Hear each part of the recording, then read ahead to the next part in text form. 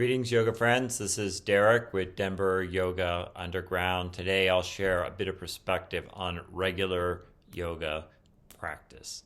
In just a couple weeks' time, our 200-hour YTT students will graduate. And in that parting address, I always like to impress this point upon them. And that is simply this, that yoga only works if and when we do it, right?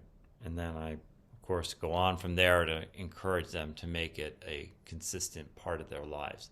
And this is true of not only yoga, but any discipline. If you want to be a better chef, if you want to be a better lover, if you want to be a better artist, if you want to be a musician, any craft, it requires some ongoing, dedicated effort. Getting your reps in is probably one of the most underrated essentials for developing any skill. You just have to do it again and again, and you get progressively more integrated. Now, there's two aspects to yoga practice that we can conduct on a regular basis that will support us on the path and becoming more embodied in the virtues and principles of yoga. And the first category is formal practice. This is what we typically tend to think of like, oh, I'm doing yoga now. I'm rolling out my mat, or I'm sitting on my meditation cushion, or I'm chanting my japa on my beads. I am doing formal practice.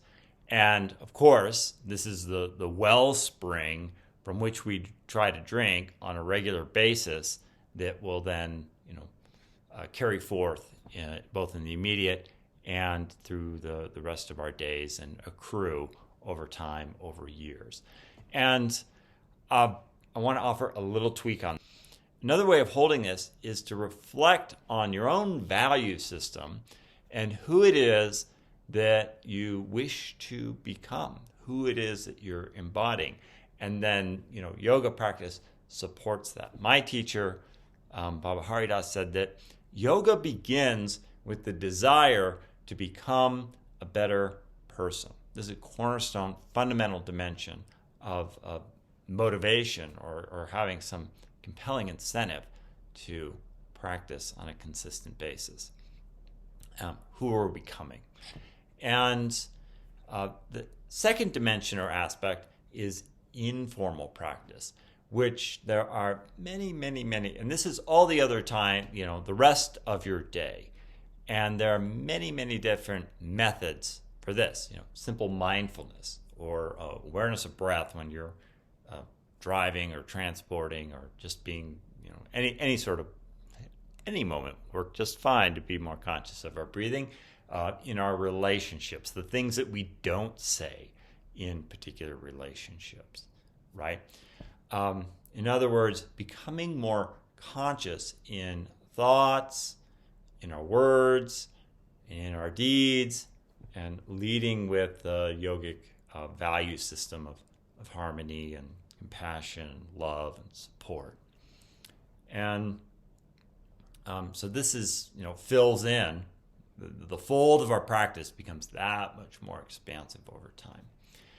Patanjali put it this way. He said that the practice becomes firmly grounded when continued with reverent devotion and without interruption over a long period of time. Right? Okay.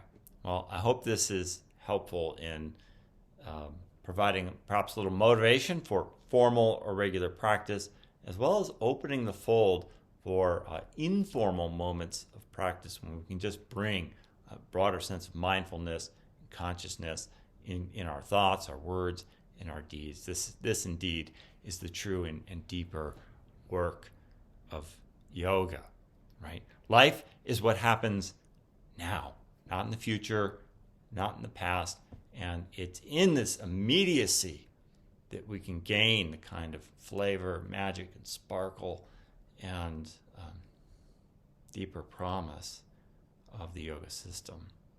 I wish you success on the path, my friends. Be well. Peace.